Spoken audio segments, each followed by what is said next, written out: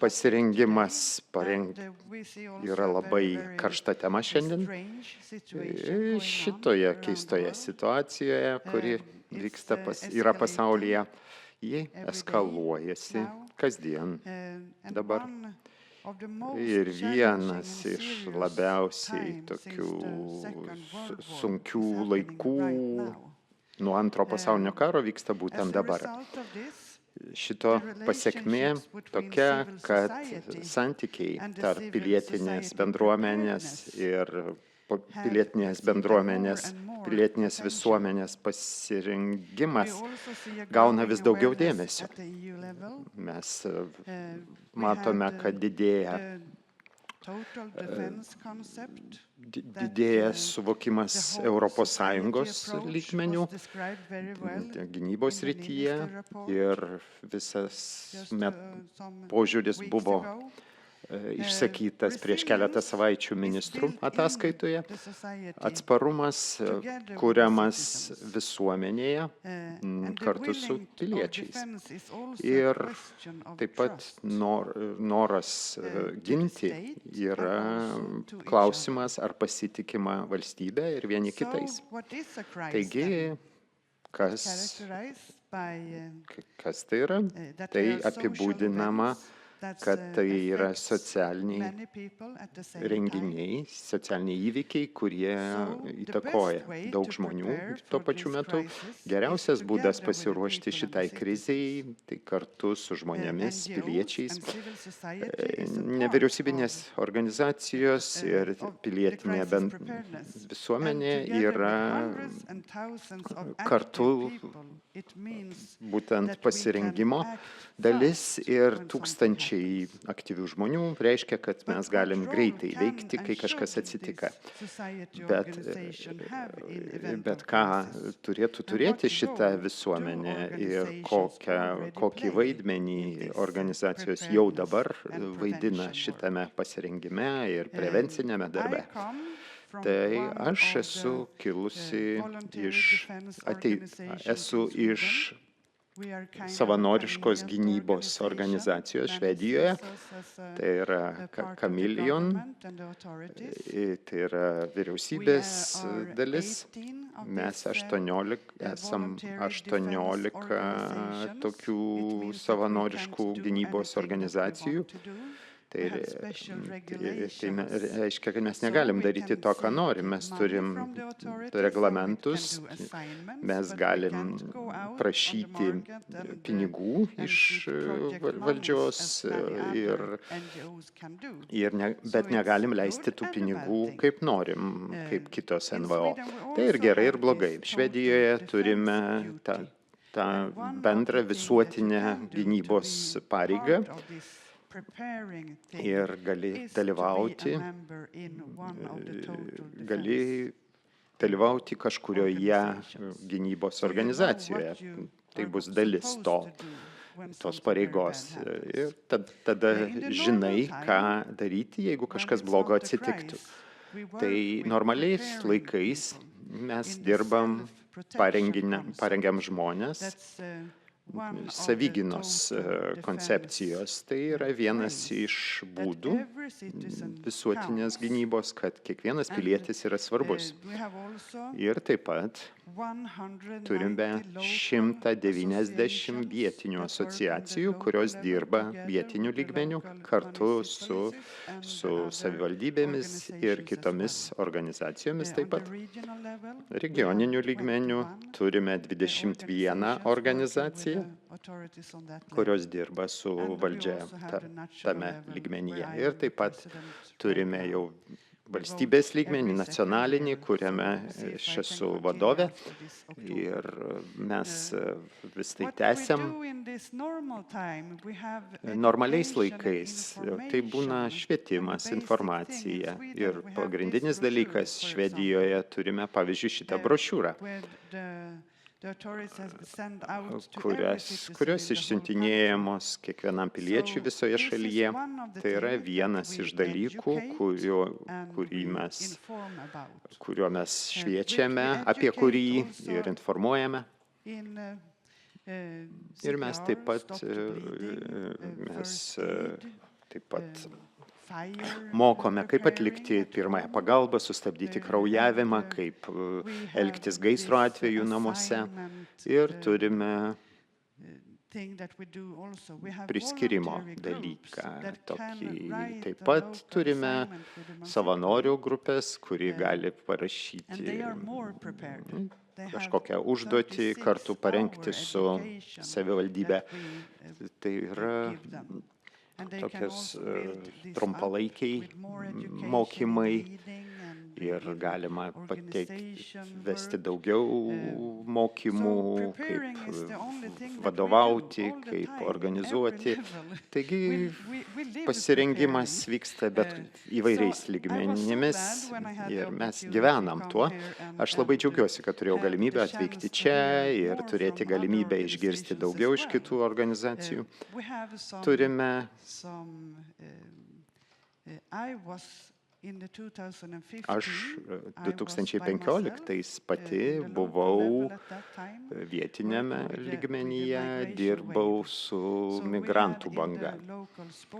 Tai mes vietinėje sporto arenoje buvo registratūra, kur atvykdavo autobusai iš migracijos organizacijos, kurie ten gyveno. Tai per 2 mėnesių laikotarpyje ten buvo, kad ir vaikų gimdymas vyko.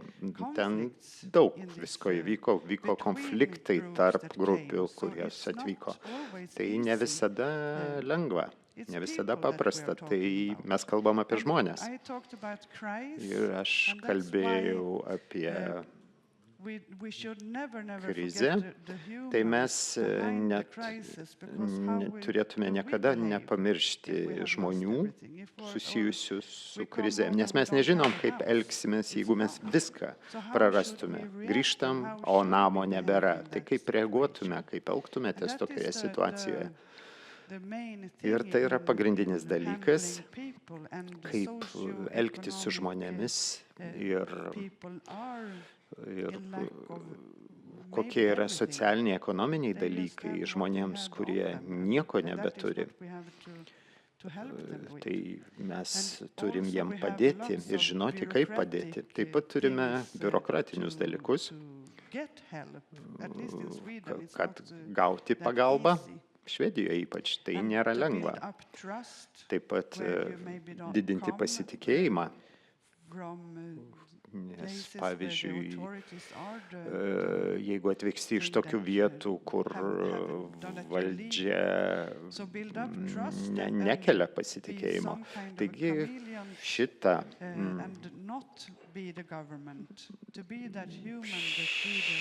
pasitikėjimą kelti, būti tokiu kaip ir chameleonu, prisitaikyti, o nebūti valdžios grynai atstovų. Reikia kalbėti apie tą darbą, kurį atlieka paprasti žmonės, kad reikia niekada nepamiršti, kad mes susiduriam su žmonėmis. Tai yra žmonių migracija ir būna labai įvairių dalykų ir labai tikėtina, kad tie žmonės nebeturi iš vis kur grįžti. Ir kaip elgtis, kada bijai. Baimė tai yra vienas iš jausmų, kuris yra labai sunkus ir su juo sunku tvarkytis. Nes kai tu bijai, gali padaryti, pasakyti bet ką, nes nebeturi ką prarasti. Tai taip pat labai svarbu, kai komunikuojame nuo paprastų žmonių lygio iki nacionalinio lygio. Būti tuo vertėju, kuris galbūt užgniaužia savo pačio jausmus, kad galėtų dirbti su temomis jautriomis. Nes žinutės valdžiai perdodamos geriau, kada tai nesusiję su jausmais, su tuo surištais. Ir tai yra sunku, nes negali sustoti būti žmogumi, bet visada gali galvoti, ką aš iš tikrųjų galiu padaryti, kaip padaryti, kad valdžia pakeistų strategiją.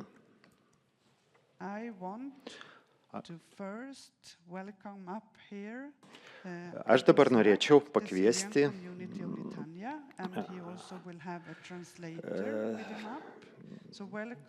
Abdul Razak Av, tai yra sirų bendruomenės Lietuvoje pirmininkas, jis ateis su vertėja. Taigi, scena. Jums noriu papasakoti apie jūsų organizaciją ir kaip jūs dirbate.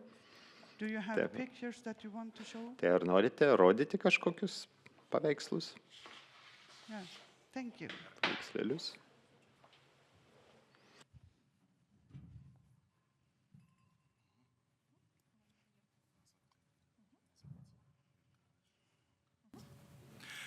Labą dieną, aš labai džiaugiuosi jūsų pamatyti ir tiesiog aš norėčiau papasakoti apie manęs, apie mano gyvenimą čia Lietuvoje, ką aš veiku, kur aš dirbu, su kuo aš dirbu.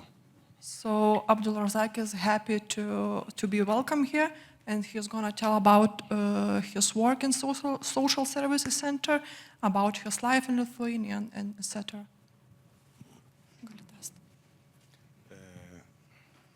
Išvykau į Sirijos 2015 metais į Turkiją.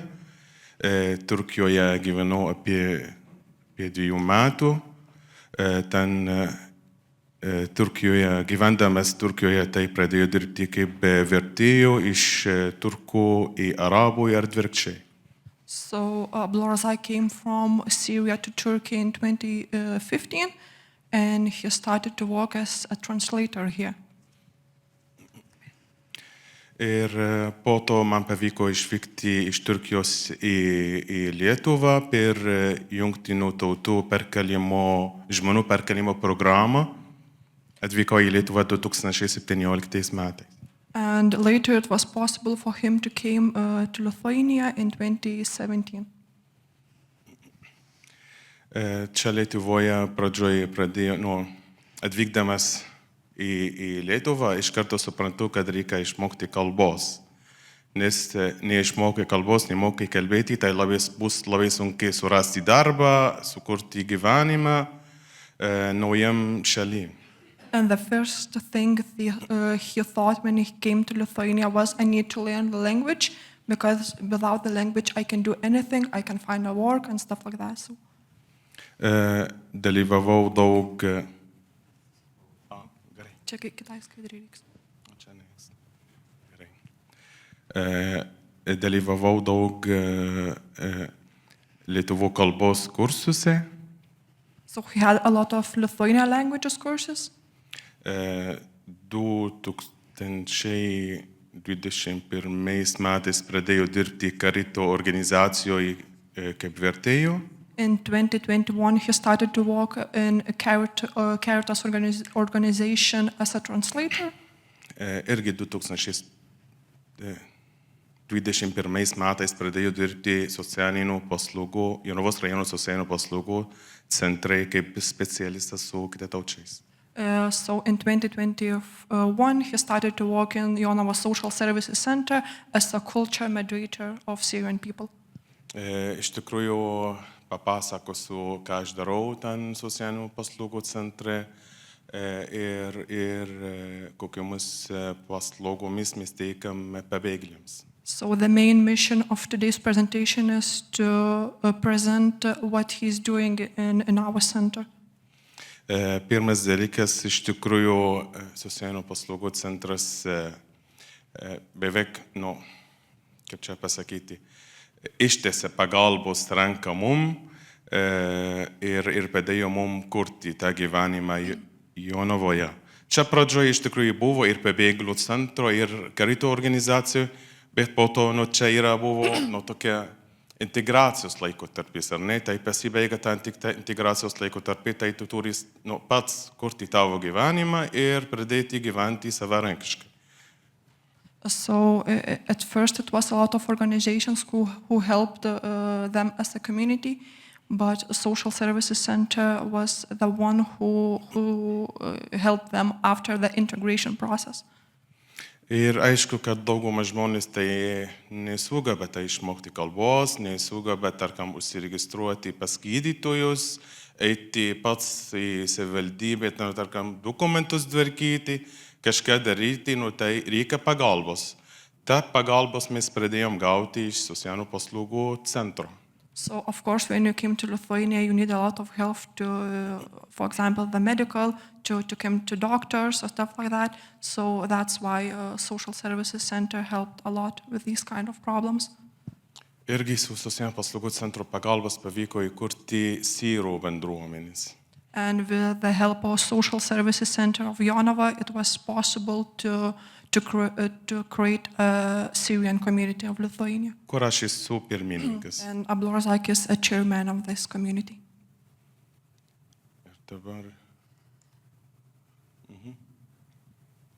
Čia yra papasakosiu biškį.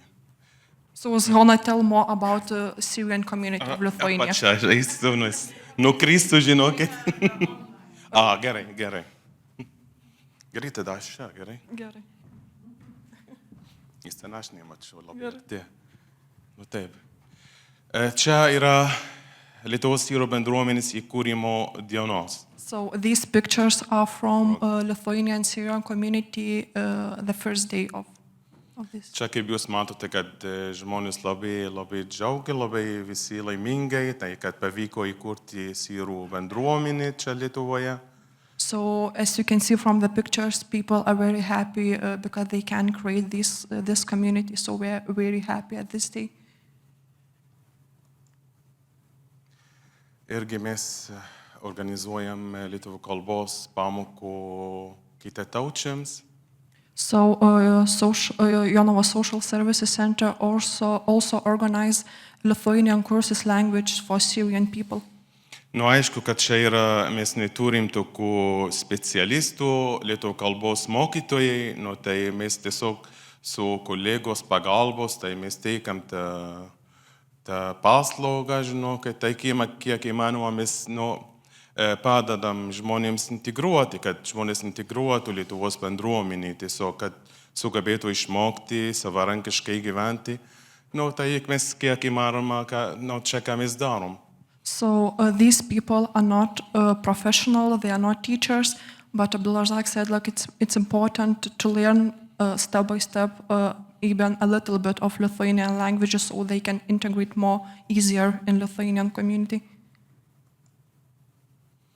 Čia irgi mes teikam konsultavimo paslaugą apie gyvenimą čia Lietuvoje, tarkam, ateina klientas, klausia, aš noriu tvarkyti tą dokumentą, kur man eiti, ką man daryti, tai žinot, kaip čia yra visokių dalykų, kur reikia tai padėti žmonėms. So from this picture you can see Abdularazak doing a consultation services. So it's a lot of things. For example, like you need to do some stuff, so you go to Abdularazak and he helps you with all the stuff you need. Irgi teikam palydėjimo paslaugą irgi į gydymo įstaigas, į savivaldybės, tarkim, į migraciją, kažkur, kur reikia, tai aš lydžiu. Pagal poreikį. Abdularazak also goes with the Syrian people to a lot of different organizations if it's needed. For example, for the medical needs. Nes aišku, jeigu pasakysi žmogui, kad aš su tavim būsiu visą laiką, tai žmogus nesugabės nieko daryti pats. Irgi, tam pagal poreikį, jeigu labai reikia, tai palydėti, pavertėjauti, irgi aš palydėjau ir padodu. Bet iš tikrųjų, jeigu tas nelabai svarbus dalykas, tarkim, aš paaiškinu, kur eiti, ką pasakyti tenai ir viskas. Jeigu reikės mano pagalbas, tu gali man skambinti, aš pavertėjausiu telefonu. Tiesiog mes taip padarom ir aš taip darau, kad būtų lengviau ir kad žmonės pradėtų po biškį tai integruotis, nes jeigu visą laiką tu esi šalia žmogų, tai jis nieko nepadarys, tinginės ir viskas. So Abdulrazak also said like it's important to let people do things by their own. Sometimes he just let people to go to some institutions, and if it's needed as some translation, he can do this through their phone call or stuff like that. So for integration, it's really important to let people do things by themselves. Aišku, dar mes turim trūksta vieną dalyką, kad organizuoju tai padaryti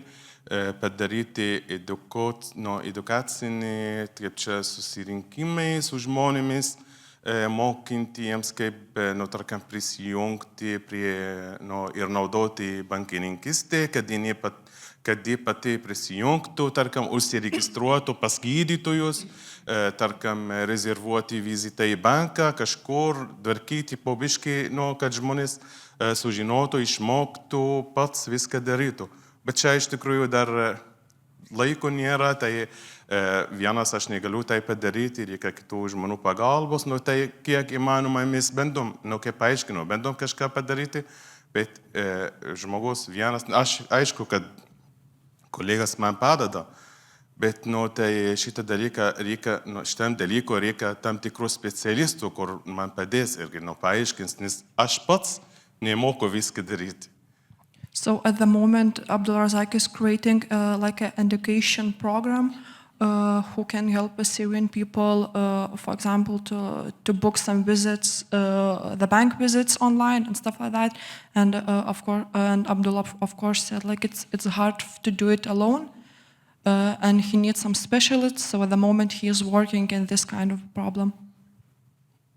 Pradėjau nufilmuoti tokią vaizdo medžiagą, tarkam, paaiškinant, tarkam, paaiškinant taip, norint prisijungti prie banko, tarkam, rezervuoti vizitą ir pradėjau nufilmuoti tą vaizdo medžiagą, bet iš tikrųjų pradėjau galvoti, kad parašyti apačioj tas vertimas į arabų ir rusų arba ukrainiečių kalbą, kad būtų nauda ne tik mums, kaip syrai, arba kaip arabai ir ukrainiečiams. So one of the things he wants to do, he wants to create a video tutorial of how to do these kind of things, and for example, in a Syrian language and Ukrainian or Russian languages, so it will be helpful not only for Syrian people, but for people all around the world.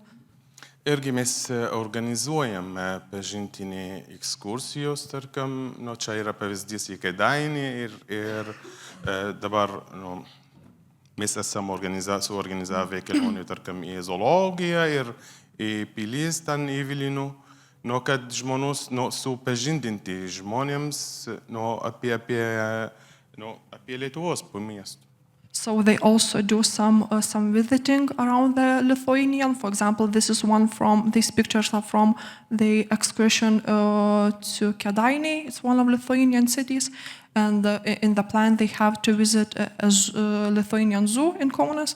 So Abdulrazak said it's important not only to know the language, but like about the culture, about the things going on in Lithuania. So yeah. Laisva laikais su bendruomenės. So this is the free time with the Syrian community. Čia labai geras dalykas, žmonės jaučia, kad labai patogu, kad aš esu vienas iš jų. Tai visą laiką aš būnu šalia, būnam kartu, ne tiek darbo dienomis ir savaitgaliais mes kartais, važiuojam, tarkim, čia prie ežero, važiuojam kartu, tai čia labai smagu. So Abdulrazak said, gali grįžt atgal? Grįžt atgal, gerai. So Abdulrazak said it's important, these kind of activities is important because like Syrian community people feels like Abdulrazak isn't only a worker, but he is a part of them. So, and it's kind of funny, so yeah. Čia yra Tarptautinė pabėgėlių dienos progoj. So this is a National Refugees Day. Mergi tokių dalykų mes organizuojam, kas metais, ne tik mes ir pabėgėlių centro, karito organizacija, čia visose organizacijoje būna suorganizuota tokių dalykų ir dauguma žmonės ateina, dalyvauja, tai we do these kind of celebrations every year, not only us, but also all other organizations, since it's like a national day. So yeah, so this is a pictures from that day. Jo. Čia nežinau, ar manau, kad dauguma jūsų žino, kad pas mus Sirijoje yra ir arabai, ir kurdai. Mes esam broliai ir mes esam vienodai ir čia yra toks įrodymas, kad čia irgi per Nevruzų šventę tai buvo irgi suorganizuojama ten toks susitikimas ir visi kartu, arabai, kurdai, mes kartu esam. Ir va, matot, kaip visi kartu šokė ir maisto ten buvo ir gamino ir visa kita, tai, nu. So Abdulrazak said, some of you may know or may not know about that there's a Syrian and Kurds at the same time. So Abdulrazak said they are like brothers. So that's why they have this kind of celebrations. So it's, I don't know how to pronounce. Abdullah, kaip ištart šitą pavadinimą? Nevruzų. Yeah, so this kind of the celebration they had in our center. Čia irgi nuotrauka iš Nevruzų švento. Dabar kitataučių įkurtų verslai Lietuvoje. Čia aišku, kad dabar yra daugiau negu šitų nuotraukų, kur aš parodžiau. Irgi žmonės pradėjo sukurti savo verslą čia Lietuvoje. So these pictures are from business who are in Lithuania from refugees. Ir viskas juoda krana.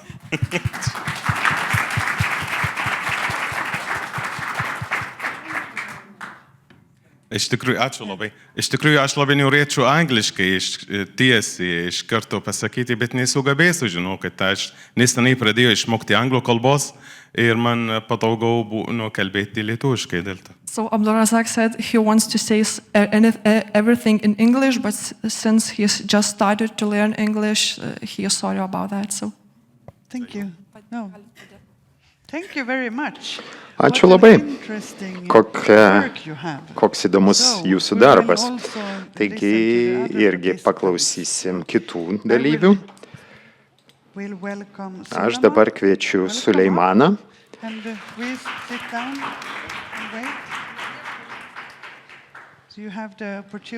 Taigi turite galimybę prisistatyti ir jūsų organizaciją taip pat. Taip, mano vardas Suleiman. Aš iš tikrųjų kilęs iš Sirijos, bet dabar atvykęs iš Latvijos. Atstovauju organizacijai Noriu padėti pabėgėliams. I want to help refugees angliškai. Taip ir vadinasi mūsų organizacija. Taigi mes nesivaržom, nesikuklinam ir pavadinimas pasako viską. Kadangi, nes Latvijoje niekas nenori padėti pabėgėliams. Taigi, taip ir pradėjom tą organizaciją. Aš prisijungiau prie organizacijos 2018-2019, atrodo. Aš pats esu pabėgėlis, bet aš atvykau į Latviją dar gerokai prieš Sirijos pabėgėlių krizę. Ir aš tapau automatiškai pabėgėlių. Šiaip atvykau studijuoti į Latviją, tada kreipiausi prieglobsčio ir likau Latvijoje. Tai šiek tiek apie mane. O apie organizaciją. Mūsų organizacija prasidėjo kaip judėjimas 2014-2015 Facebook'e. Mūsų nebuvo daug. Laiku bėgant, susidarė 2000 žmonių grupė ir mes norim padėti pabėgėliams, visiems pabėgėliams, skaitant ukrainiečius pabėgėlius iš Ukrainos, kadangi tai šiek tiek skiriasi, mes nediskriminuojame. Taigi apie organizaciją. Sakyčiau, kad vyriausybė Latvijoje nesidomi. Jai neįdomu padėti pabėgėliams. Jie mato pabėgėlius kaip krūvį, o ne kaip privalumą, kaip turtą. Gal aš klystu, gal juos ir domina. Čia aš ne tam, kad barčiau vyriausybę, galėčiau pasakyti daug neigiamų dalykų apie vyriausybę, bet nereiškia, kad viskas juoda, viskas blogai, kad vyriausybė nieko neduoda pabėgėliams. Aš labai didžiuojuosi tą pagalbą, kurią vyriausybė suteikia pabėgėliams. Yra daug dalykų, kuriuos galima būtų pagerinti ir būtent tai bando padaryti mūsų organizacija. Tai būtent užsistoti už pabėgėlius, tiesiog būti lobistais,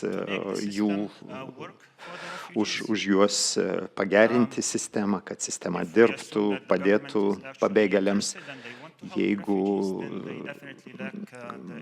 Jeigu sakysim, kad vyriausybė nori padėti ir pabėgėliams ir domisi jais, tai garantuotai trūksta patirties vyriausybei. Taigi pradėjom šitą judėjimą ir bandom padėti pabėgėliams.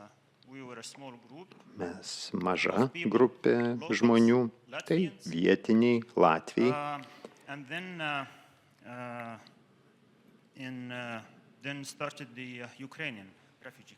Ir tada prasidėjo Ukrainos pabėgėlių krizė. Tada dar buvo Baltarusijos pabėgėlių krizė. Taigi sistema šiek tiek pajudėjo, kadangi kažkaip vyriausybė nusprendė, kad reikėtų pabėgėliams skirti šiek tiek daugiau dėmesio. Kada prasidėjo ukrainiečių pabėgėlių krizė, tada sistema gerokai pagerėjo Ukrainos pabėgėliams, taip pat ir šiek tiek kitiems pabėgėliams. Pabėgėliai Latvijoje šiuo metu dauguma jų yra iš Ukrainos, bet taip pat turim iš Sirijos, Irako, Afganistano, iš daug įvairių šalių, net iš Pietų Amerikos. Kažkaip jie atsiduria Latvijoje, iš Kubos, Brazilijos. Kada prasidėjo Ukrainos pabėgėlių krizė, mūsų organizacija buvo labiau pasiruošusi, kaip elgtis šioje situacijoje, nes nedrįsiu pasakyti, kad vyriausybė susisiekė su mumis, bet kažkaip mes tapom draugais su vyriausybė. Taigi vyriausybė nežinojo, ką daryti, kaip tvarkytis su pabėgėlių krize. Taigi mes pradėjom dalyvauti tame.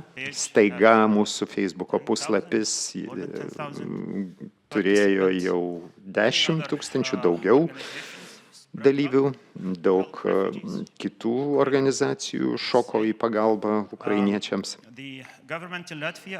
Vyriausybė Latvijoje perduoda paslaugas ir pagalbą pabėgėliams. Nėra centralizuotos sistemos, sistema priklauso nuo nevyriausybinių organizacijų. Mes viena iš jų, taip pat yra ir kitos. Pradžioje vyriausybė perdadavo vertimo raštų ir žodžių paslaugas ir socialinės paslaugas. Dabar yra su tuo problema, kadangi organizacijos, kurios apsiėmė teikti šitas paslaugas, tai buvo kaip projektas iš vyriausybės ir jos tiesiog įgyvendino projektą. Bet už projekto ribų jos nepasirengusios eiti toliau, tai būtent palaikyti toliau šitą projektą. Viskas, 5 valanda, darbas baigtas, aš einu namo. O tas, kas vyksta po 5 valandos, tai ne mano pareiga padėti pabėgėliams.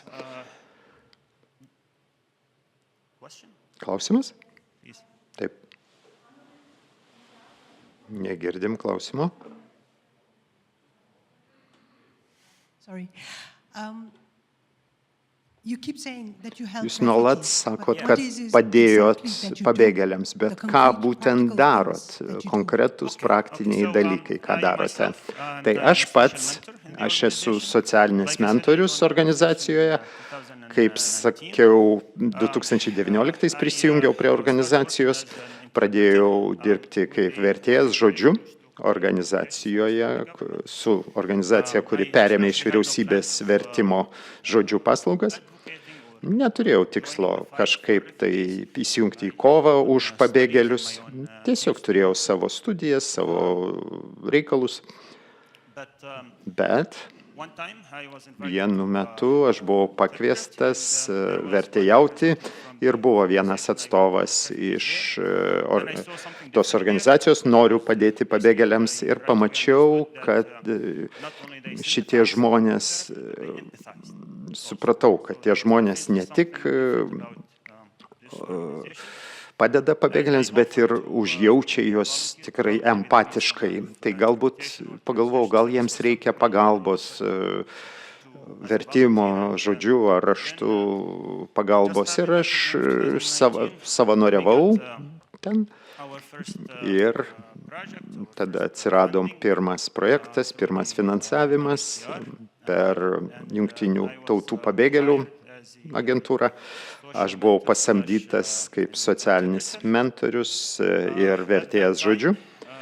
Tuo metu mes padėjinėjom pabėgėliams, kurie buvo grąžinti iš kitų Europos šalių, kadangi Latvijoje turime situaciją, kur nuteka pabėgėliai iš Latvijos ir kai sakau pabėgėliai, tai apima ir tuos, kurie turi pabėgėlio statusą ir alternatyvų statusą, laikiną apsaugą, tai vadinama tarptautinės apsaugos gavėjai, bet paprastumo dėliai, sakau, visus vadinu pabėgėliais. Taigi padėjom tais, kurie buvo grąžinti, nes tie žmonės, kurie grįžta iš Latviją, kur Latvijoje nėra geriausia situacija, pabėgėliams jie norėtų į Švediją ar Vokietiją patekti. Vokietija priėmė didžiąją dalį jų, bet kai kurie buvo grąžinti ir Latvijos vyriausybė pasakė, kad mes nebeatsakingi už tuos žmonės, jie išvyko ir nebesirūpinsim. Ir tada mes gavom finansavimą iš Jungtinių tautų ir pradėjom padėti tiems pabėgėliams. Tai porą sakinių, jeigu ką mes darome, tai mes darom socialinės paslaugas, tai socialinės mentorystės pagalba, kaip minėjo Abdul Razak, einame migracijos tarnybą, į vyriausybinės visas institucijas.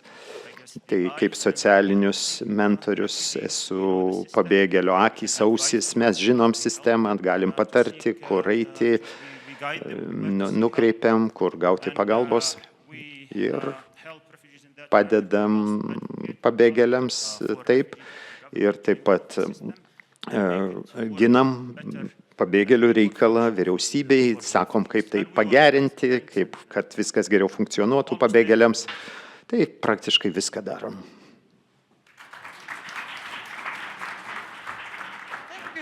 Ačiū, Sulemanai. Buvo labai įdomu išgirsti apie jūsų plačią patirtį ir ką jūs iš tikrųjų darote. Taigi turėsime diskusijų po to, kai išdirbsime Janiką iš Suomijos, kuri dirba. Sveiki, aš esu Janika Vilen, aš esu iš Suomijos ir aš yra Mirsal projektų vadovė ir koordinatorė. Aš dirbu ir kitoje organizacijoje, kuri užsiema panašių darbų. Mirsal reiškia pasiuntiniai, perdavėjai, siuntėjai arabų kalba. Taigi, kitaip tariant, mes perduodame informaciją iš arabų bendruomenės kitiems. Aš viso teksto neperskaitysiu, jūs galite tai padaryti taip patys. Man tikrai labai patiko nuotraukos ir teksto neturėtų būti labai daug.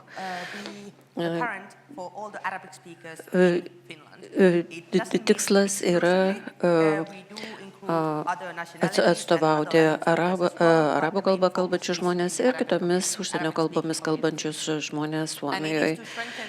Ir mūsų organizacija stiprina kompetenciją, skatina lygybę ir suteikia platformą integracijai, jaunimo įgalinimui ir moterų švietimui. Mirsal skatina lyčių lygybę, tai yra labai svarbu, ypatingai arabų bendruomenėje ir kitose užsieniečių bendruomenėse. Ir tikrai sutiksite, kad tai yra toks subtilus klausimas, skatina žmogiškumą, pirmenybę teikdama bendradarbiavimui, o ne konkurencijai. Mes dirbame su bendruomenė, suteikdami mažiau galimybių turintiems žmonėms galimybės. Ir mes įgaliname marginalizuotus balsus Suomijos demokratijoje ir puoselėjame arabų kultūrą. Tai yra labai svarbu skatinti grožį, skatinti arabų bendruomenės kultūrą. Aš nesu arabė, bet aš gyvenu su arabu 26 metus, mano vaikai yra arabai ir tai yra mano dalis. Aš pati esu Suomė ir dėl šito galvos dangalo žmonės dažnai galvoja, kad aš nesu Suomė ir kadangi aš turiu 6 vaikus, tai irgi dar vienas įrodymas, kad aš tikriausiai nesu Suomė, bet aš esu. Taigi, ką mes darome? Čia yra pavyzdžiai mūsų darbų, tai yra bendruomenės dalyvavimas ir socialinė sanglauda. Vienas pagrindinių dalykų yra vyrų kavinės. 2 vietose, 1 kartą per savaitę. Šios kavinės atsidaro tik vyram, nesvarbu kokio amžiaus. Ir jie ten gauna, randa viską, ko jiems reikia, artėja rinkimai ir neseniai žmonės ateidavo į tas kavinės ir kalbėdavo apie savo požiūrį, savo nuomonę artėjančių rinkimų klausimų. Taigi mes kalbame apie socialinę sistemą, apie gyvenimą Suomijoje, kuo jis skiriasi nuo jų šalies, nes iš tikrųjų yra skirtumai, kaip veikia socialinė sistema, kaip yra žiūrima į šeimą Suomijoje ir arabų šalyse. Tai nėra tas pats požiūris. Dar vienas svarbus dalykas yra kultūriniai pasivaikščiojimai. Jie yra skirti vyresnio amžiaus žmonėms. Mes, aišku, neprašome dokumento, tai nebūtinai turi būti pensininkas.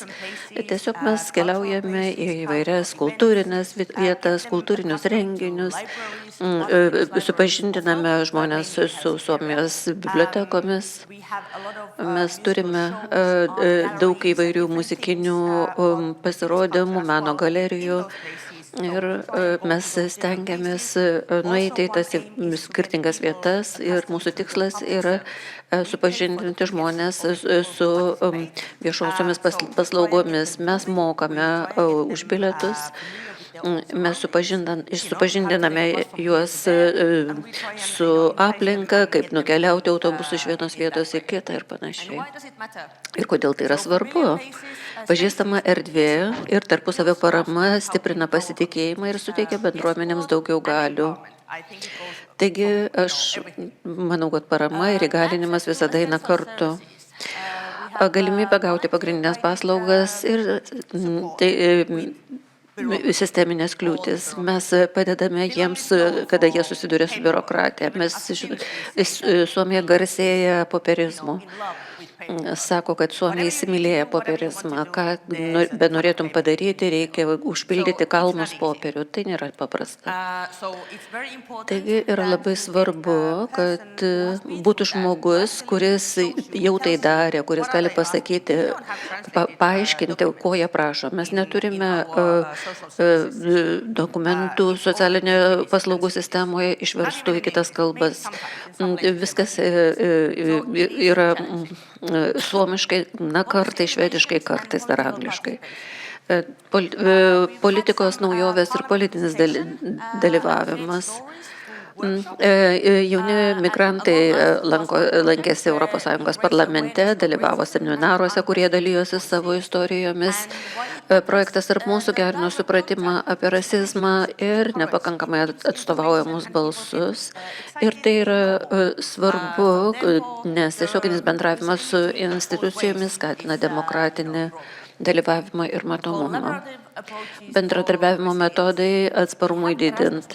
Mes turime Erasmus Plus projektą ir tai yra projektas, kuris yra vykdomas įvairiose šalyse, galbūt ir Baltijos ir Šiaurės šalyse.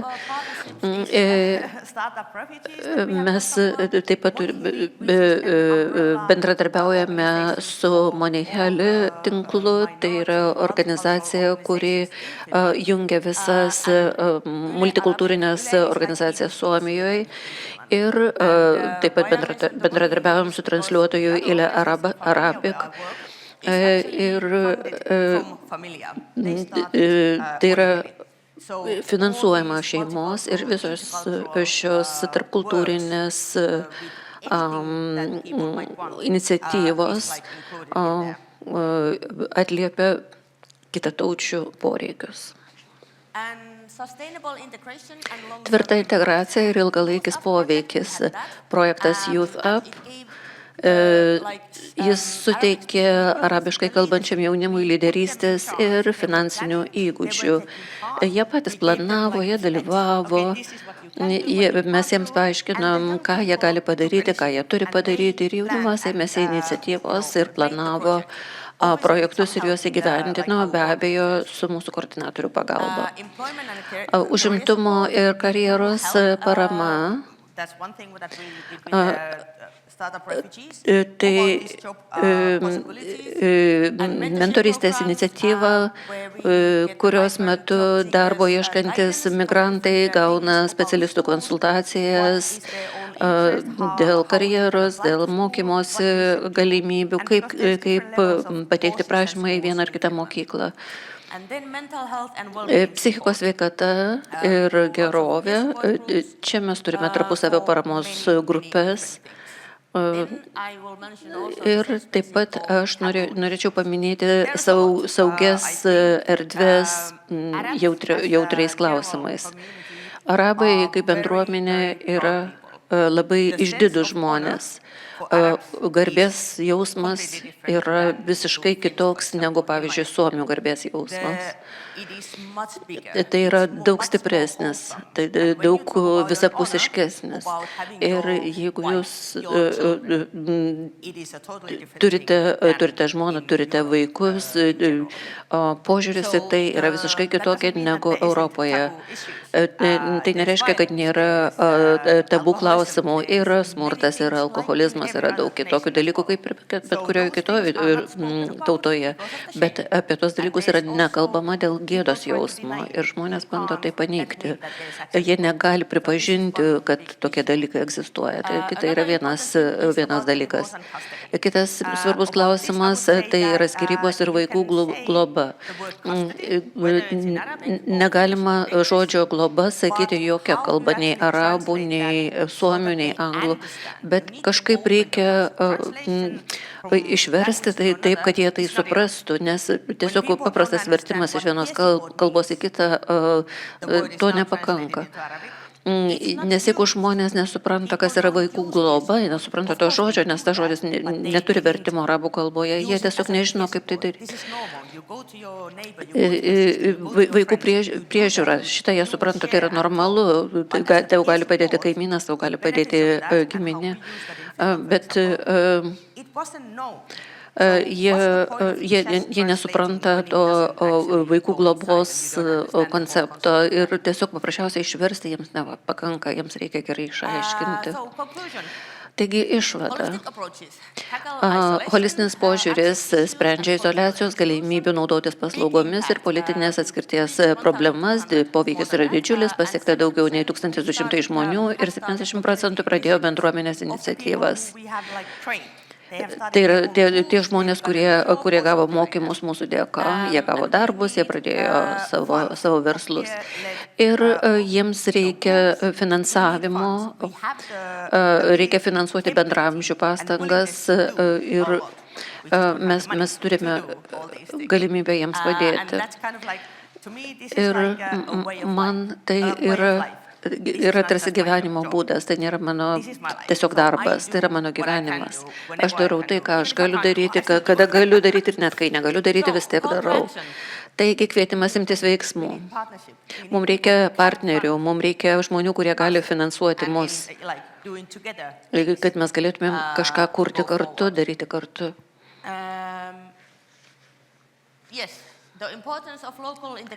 Na ir vietos integracijos iniciatyvų svarba, vietos integracijos iniciatyvos padeda migrantams prisitaikyti ir sėkmingai gyventi, nes padeda įveikti kalbos barjerus, padeda įsidarbinti ir užmegzti socialinius ryšius. Pagrindinės strategijos paslaugos įvairiomis kalbomis, galimybė naudotis svarbiausiais ištekliais, kultūriniai mainai ir pilietinis dalyvavimas. Šios pastangos naudingos ir migrantams, ir visuomenė skatina įtraukti ir atsparumą. Ačiū Jums. Yeah, you can stay up here and I will also want Solomon and Abdullah to join us.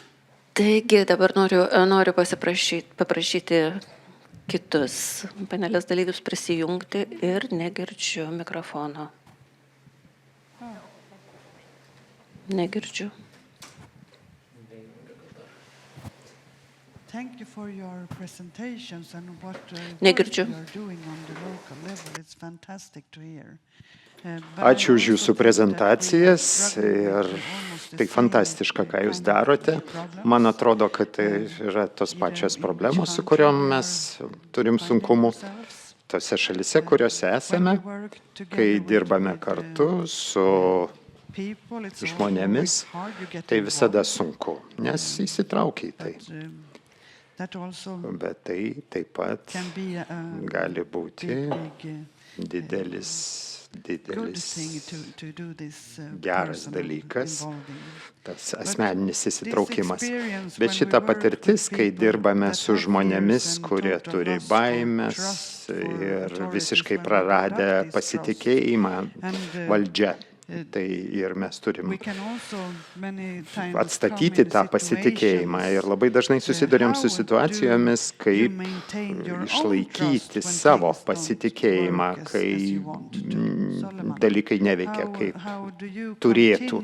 Tai Suleimanai, kaip tu išlaikai tą norą toliau daryti? Tai 5 metus neturėjot finansavimo savo organizacijai, bet vis tiek dirbote. Tai kaip išlaikote tą pasitikėjimą? Pasitikėjimą valdžiai. Kas jūs varo, taip sakant, kas veža jūs, ta prasmė? Taip, iš tikrųjų, socialinio mentoriaus darbas nėra lengvas. Ir mes bandome išspręsti kitų žmonių problemas, nors tuo pačiu metu galbūt turi savo neišspręstų problemų, tai yra nelengva. Kartais reikia padaryti pertrauką, aš turėjau 1 metų pertrauką, tai tikrai buvo labai sunku, labai daug iššūkių ir man reikėjo tos 1 metų pertraukos. Aš esu gydytojas pagal išsilavinimą ir viena iš priežasčių, kodėl aš norėjau tapti gydytoju, tai buvo, aš norėjau padėti žmonėms ir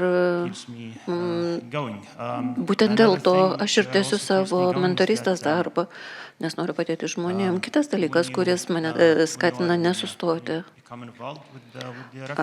kada pradėti dirbti su pabėgėliais, supranti, kad tai yra grupė, kuri yra labai traumuota, kuriai reikia daug pagalbos.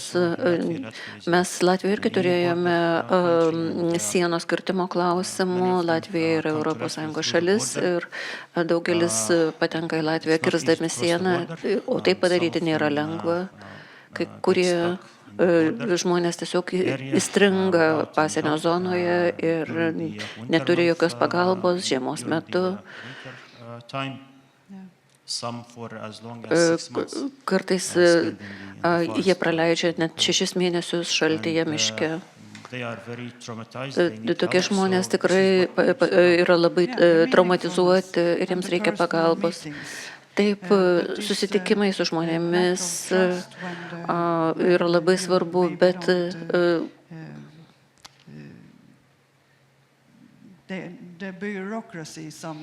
kartais biurokratija gali sukurti tikrai labai daug problemų.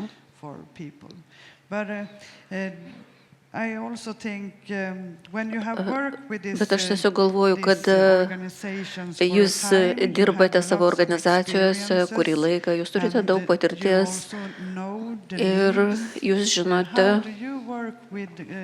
kaip ir ką daryti. Jūs žinote poreikius. Taigi, kaip jūs apie tos poreikius pranešate valdžios institucijoms, ar jūs turite kažkokius kontaktus, kanalus, per kuriuos valdžios institucijos sužino apie poreikius?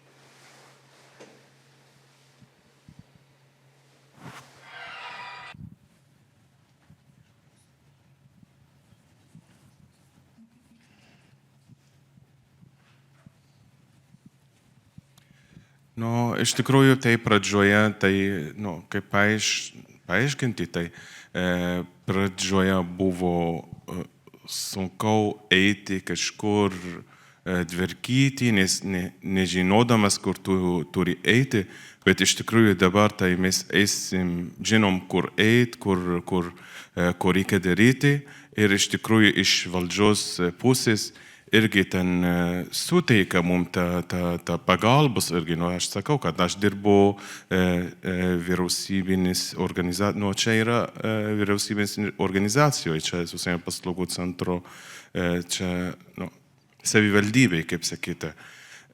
Iš tikrųjų, kai mes suorganizuojam renginius, visą kitą, tai ateina dažnai iš valdžios, dalyvauja su mumis, būna visą laiką šalia, tai iš tikrųjų tai mums labai gerai. So Abdulrazak said at first it was really hard because he knows nothing about Lithuanian laws and how it works. So it was really hard to go to other institutions and do the work he needs to do.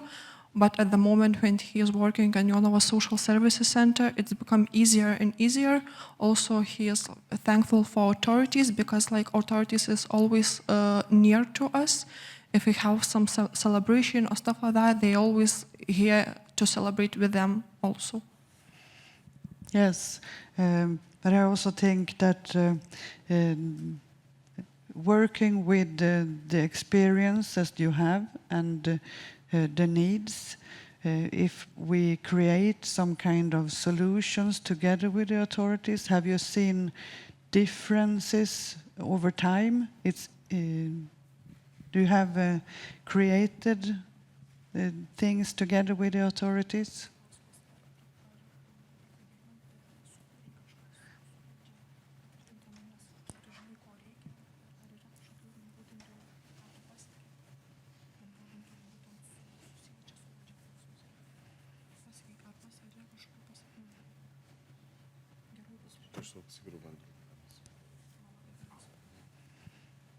Tiesiog aš galiu pasakyti, įkurti Lietuvos sirų bendruomenės. Čia yra didelis pasiekimas. So one of the main thing Abdulrazak and the authorities did was a Syrian community in Lithuania. So that's a big thing for Syrian people and for Abdulrazak as well. And with the help of the authorities, he was able to do that.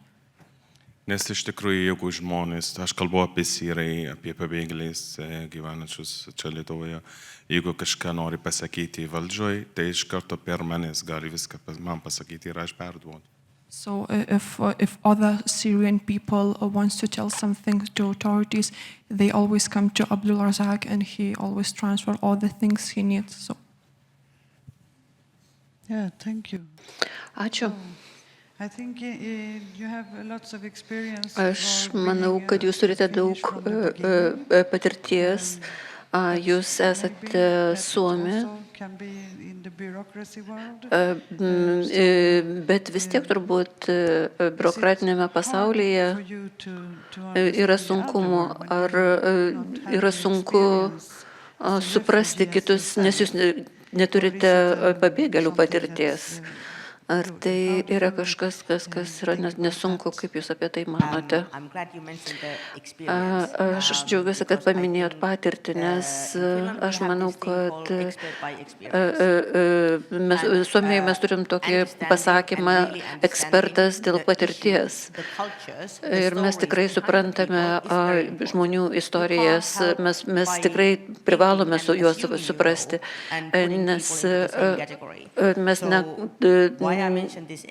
nes mes tiesiog turime suvokti, kas ten vyksta. Kodėl aš sakiau specialistas dėl patirties. Tai nėra pagalba kolegos kolegai arba to paties pabėgėliui. Jūs, jeigu jūs esate ekspertas, jūs jau esate truputėlį kitam lygmenyje, jūs šiek tiek geriau suprantate, kaip reikia padėti. Man yra labai svarbu suprasti, turėti atvirą dialogą. Ir, pavyzdžiui, vaiko apsaugos tarnyba. Aš žinau, kad Švedijoje ir Suomijoje buvo daug atvejų, ypatingai iš arabų bendruomenės vaikai buvo paimti globai. Ir tai yra milžiniška problema. Ir kodėl aš apie tai galiu kalbėti? Aš paprasčiausiai pati dirbau vaikų apsaugos sistemoje. Aš gavau, aš naudojausi vaikų apsaugos paslaugomis ir gavau geras paslaugas. Ir jeigu mes klausome, kur ir kada tu valgai, Suomija paprastai sakytų apie 5-6 valandą virtuvėje prie stalo. Ar arabai taip pat daro? Ne. Jie neturi konkretaus laiko, jie galbūt valgo 9-10 valandą ir nebūtinai virtuvėje, gali valgyti svetainėje. Taigi tai yra dalykas.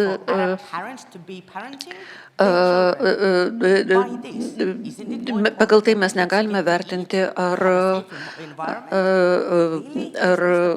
arabai yra geri tėvai. Taip, tai yra puikus pavyzdys paprastų žmonių patirties. Ir tai yra informacija, kuri yra labai svarbi valdžios institucijoms. Nes jūs nesate geresni tėvai dėl to, kad jūs valgote savo šeimoje konkrečiu laiku. Aš girdėjau, Sulemanai, jūs sakėte, kad Latvijos vyriausybė nesidžiaugia pabėgėliais. Taigi, kaip jūs sukūrėte tą jausmą, kad jūs priklausote, kad jūs esate šitos šalies dalis? Suprantate, ką aš noriu pasakyti? Kaip jūs sukūrėte tą jausmą savo organizacijoje? Taip, mes darome tokį dalyką, kaip renginių organizavimas, kuriuose dalyvauja pabėgėliai ir vietiniai žmonės. Kaip aš sakiau, mes taip pat turime ir savanorių grupę. Ir tikslas yra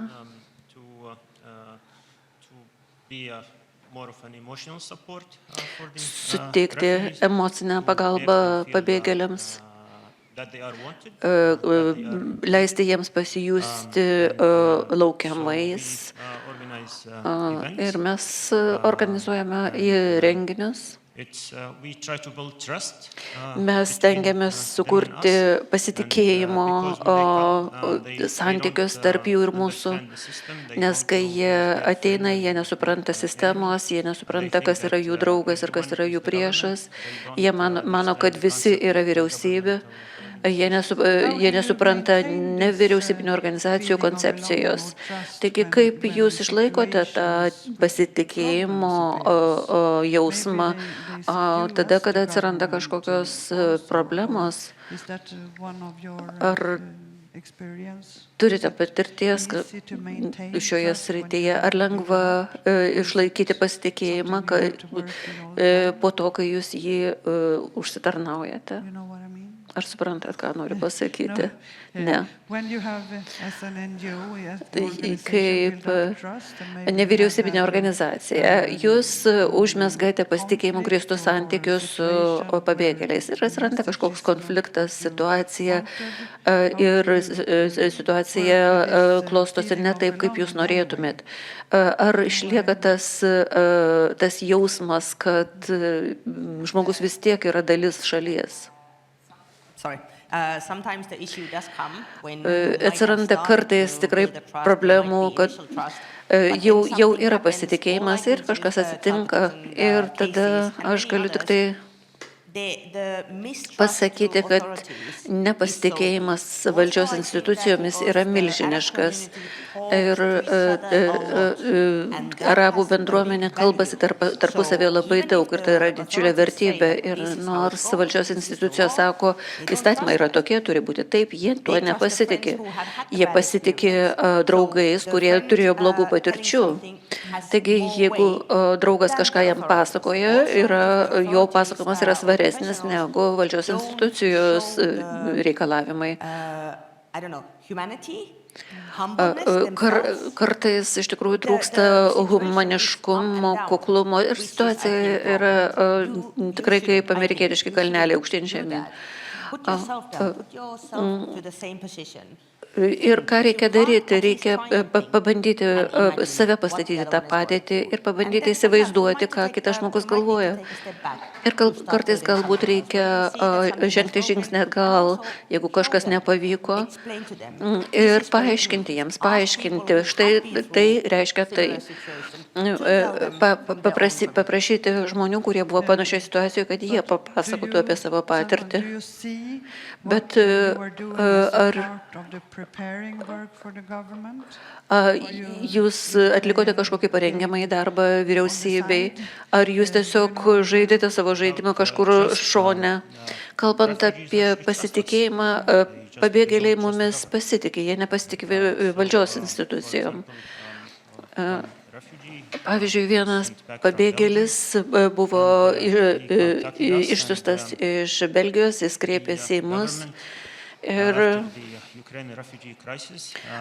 po Ukrainos pabėgėlių krizės vyriausybė nusprendė paimti reikalus į savo rankas ir jie sukūrė agentūrą, kurios paskirtis yra rūpintis integracija šalyje. Ir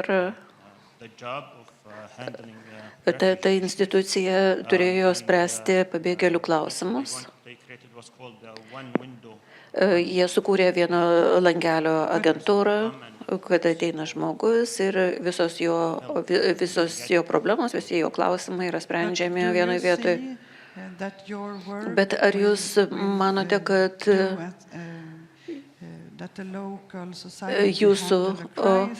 jūsų darbas padeda vietos bendruomeniai geriau spręsti krizinės situacijas? Ar jūs paruošėte dirvą geresniam krizės sprendimui? Aš tiesiog noriu pabaigti tai, ką aš sakiau. Taigi jie sukūrė tą vieno langelio agentūrą, kuri turėtų teikti visą pagalbą. vertimo paslaugas. Jie taip paėmė išorinės socialinių mentorių paslaugas. Ir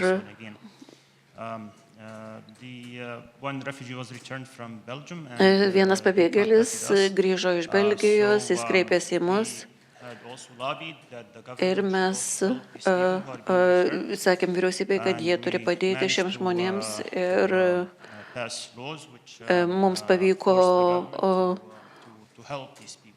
pavyko inicijuoti įstatymus, kad vyriausybė galėtų padėti šiems žmonėms. Taigi, kai šis žmogus sugrįžo, pirmiausiai kreipėsi į mus ir mes jį nusiuntėme į vyriausybę, į valdžios institucijas. Taigi, jūs matote rezultatų, kartais mūsų darbas yra sėkmingas, kartais nelabai sėkmingas. Taigi, ar jūs matote dabar kažkokius skirtumus? Be abejo, 100% viskas veikia, mes stengiamės kiek galime ir tiesa, ne visada gauname rezultatus, bet daugeliu atveju mes turime daug istorijų ir gerų istorijų. Ir šis žmogus, jis nuėjo į tą instituciją, taip, bet tai yra labai svarbu jums, kad jūs suprastumėt savo svarbą, savo darbo svarbą, kad jūs matytumėt rezultatus. Be abejo, mūsų tikslas yra ne kovoti su vyriausybė. Mūsų tikslas yra teikti paslaugas ir užtikrinti, kad sistema veikia. Ir jeigu įveikia, tai yra puiku. Kartais mes stengiamės tiesiog paspausti vieną ar kitą mygtuką. Mes nenorime ne kaip atsakymo. Taigi, taip, jūs siekite rezultatų. Čianika, jūs sakėte apie biurokratiją, popierizmą Suomijoje. Ar jūs manote, kad jūsų organizacija kažką pakeitė šiame biurokratijos pasaulyje? Aš manau, kad įstatymai ir taisyklės vis dar tebe egzistuoja ir mes nelabai galime kažką pakeisti šioje srityje, bet bent jau mūsų organizacijoje mes galime išversti kai kurios dokumentus. Tada jiems yra lengviau užpildyti tos dokumentus patiems. Pavyzdžiui, aš mačiau pokyčių. Na, jie yra galbūt lėti, bet pastovus. Ir valstybės tarnautojai kartais atsižvelgia į tai, ką mes sakome. Ir kartais netgi galbūt jie ir norėtų atsižvelgti, bet įstatymai ar taisyklės neleidžia. Bet labai daug kas priklauso nuo žmogaus, nuo jo asmeninių savybių, kiek nori jisai leidžiasi į dialogą, kad žmonėms pasikeistų kažkas. Nes yra situacija, kada trūksta finansavimo ir sukurti kažką, kas būtų ilgalaikis. Tai gali būti kažkokia problema, kartais gali būti problema. Taigi, kaip jūs kalbate su valdžios institucijom apie tai, kad darbas, kurį jūs pradėjote, turėtų tęstis ir toliau. Manau, kad tai labai tokia paplitusi problema Suomijoje su NVO.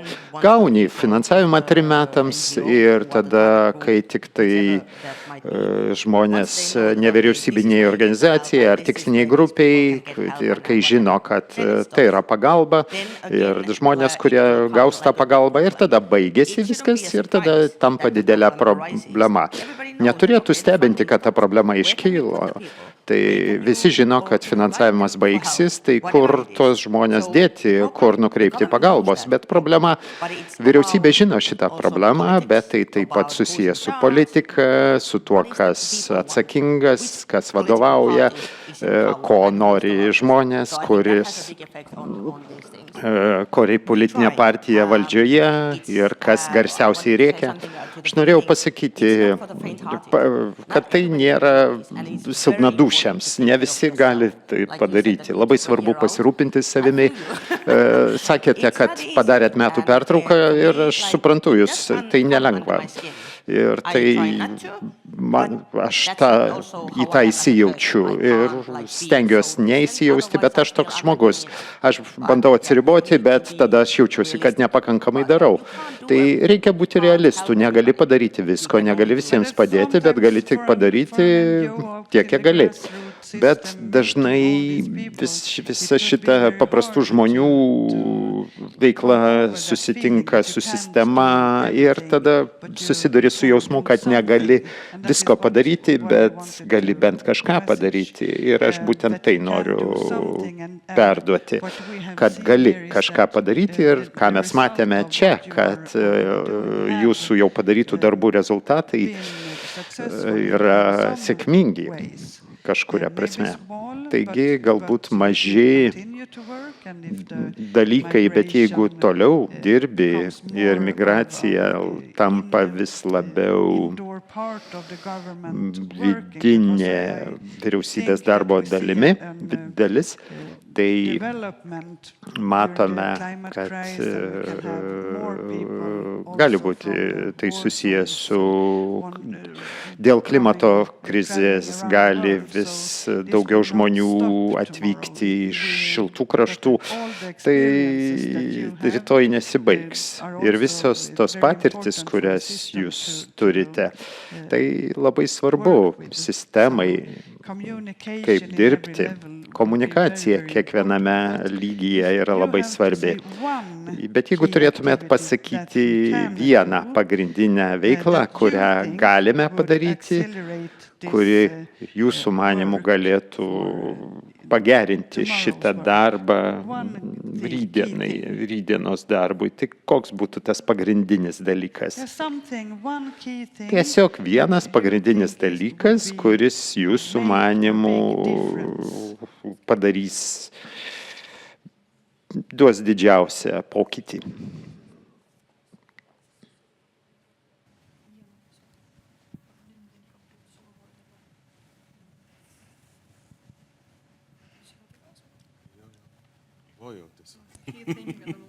Yeah. You can say it's not a quick fix. Čia pagrindiniai dalykai, ko labiau suorganizuoti lietuvių kalbos, kad visi žmonės kalbėtų lietuviškai, kad sugebėtų bendrauti su lietuviais, kad galėtų savarankiškai atlikti viską, ko nori, be kitų žmonių pagalbos. So Abdulrazak said the main thing, the key thing is Lithuania languages courses, a professional one, so every Syrian people can speak in Lithuania and can do things themselves without the help of the worker. Yeah, and I think that will be the same in every country, that you have to learn. Manau, kad tai galioja kiekvienai šaliai, kad turi išmokti kalbą kažkaip arba gauti pagalbą, kad suprastum pagrindinius dalykus, kai atvyksti.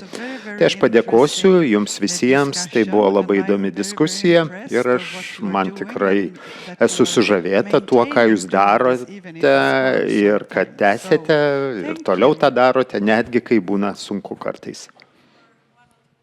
Yes.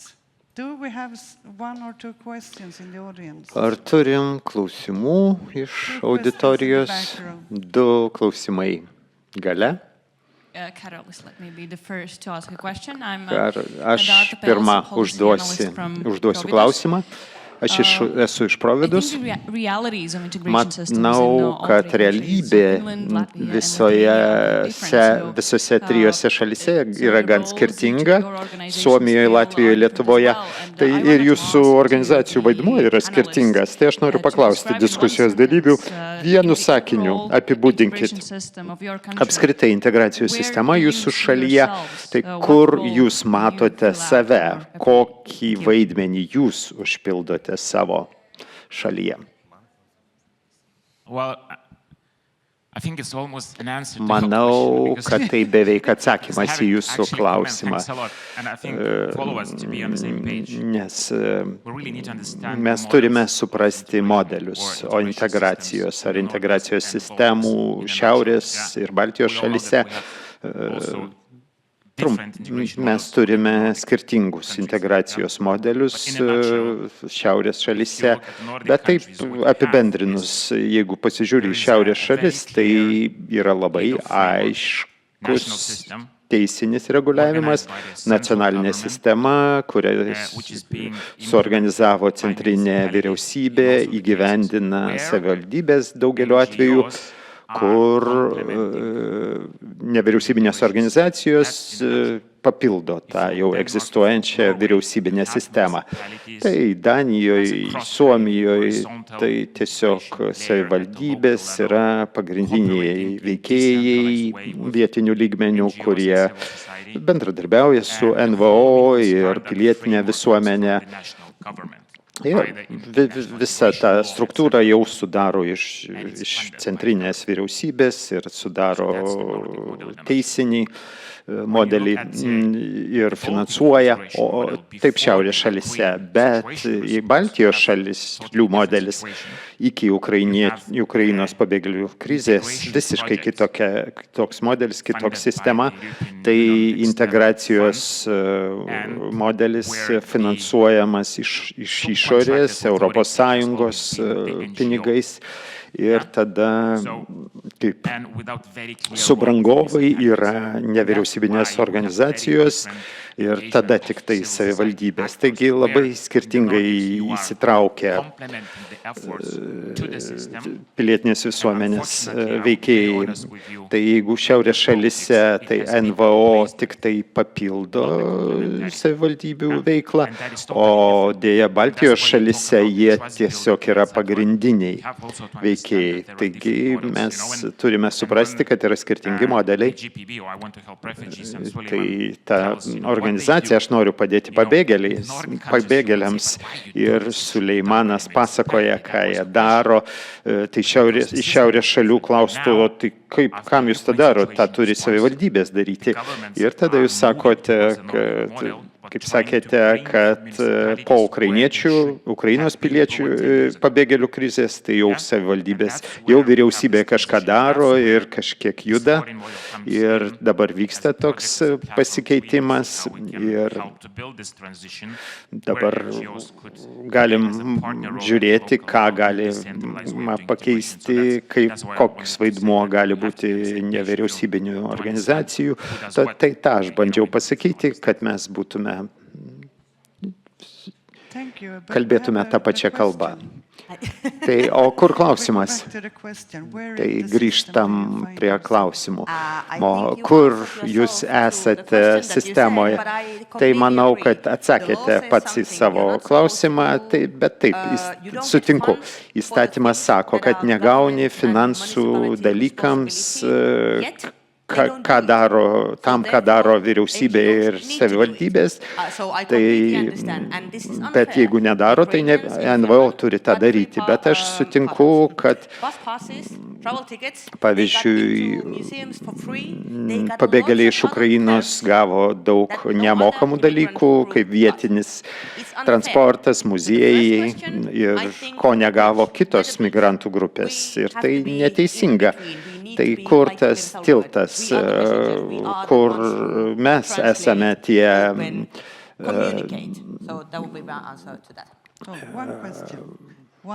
tarpininkai.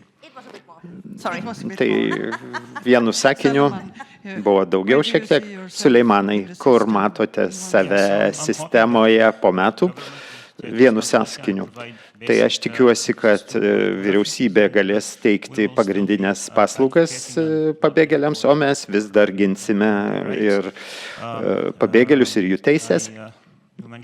Ir aš paminėjau Ukrainos pabėgėlius, jie gauna daug privalumų ir aš nieko prieš, Latvijoje tas pats. Latvijai irgi negauna šitų privalumų, nemokamų dalykų. Aš manau, kad tai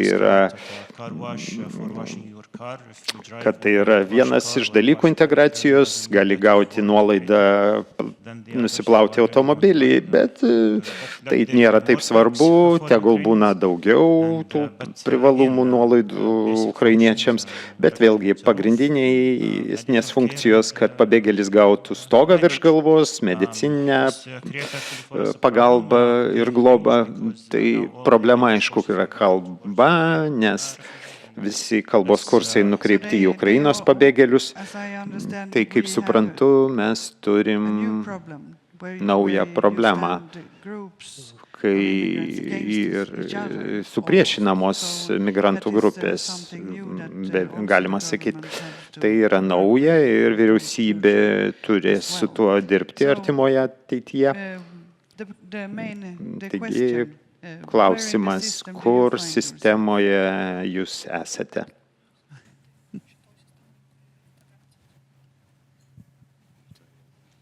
Nežinau, iš tikrųjų, tai mes esam nuo savivaldybės, kaip čia sakyti, savivaldybės dalis. Aš jaučiu, kad esu, viskas jau integravęs, jaučiu, kad esu, tikrai esu jau, kaip čia, Lietuva, jaučiu, kad Lietuva yra mano šalis ir Jonava yra mano namai.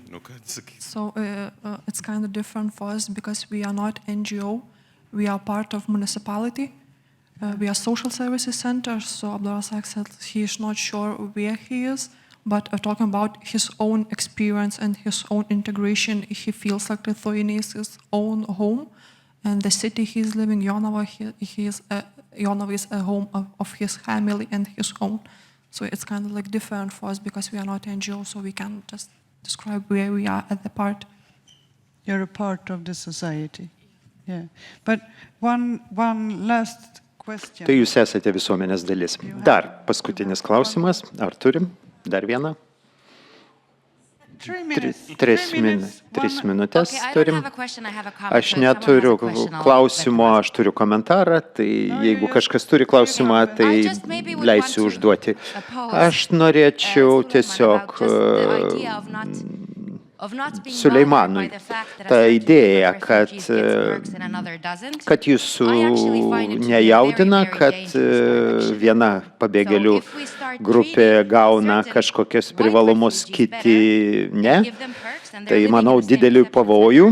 Jeigu, pavyzdžiui, balti pabėgėliai gauna kažką, ko negauna kiti, nors jie gyvena tame pačiame centre, tai jeigu vieni gali eiti nemokamai į muziejus, važiuoti traukiniais, o kiti ne, tai manau, kad tai gali vesti į konfliktus. Manau, kad Europoje mes turėtume elgtis su visais pabėgėliais vienodai. Aš tiesiog pasilieku prie savo nuomonės, tai manęs nejaudina. Bet mes turime atsižvelgti, kad artimoje ateityje, kad turėsime dirbti su tokiais klausimais gerokai daugiau. Ir tam reikėtų pasiruošti labiau, kadangi tai vienas iš dalykų, kurie atsitinka vykstant hibridiniam karui. Tai jeigu pasiruošime, jeigu apsišviesime labiau apie tokius dalykus ir neleisim jiems atsitikti, neleisim jiems augti, tai manau, kad galėsime būti stipresni kartu ir toks yra galutinis, tokie yra paskutiniai mūsų žodžiai iš čia. Taigi, ačiū Jums labai.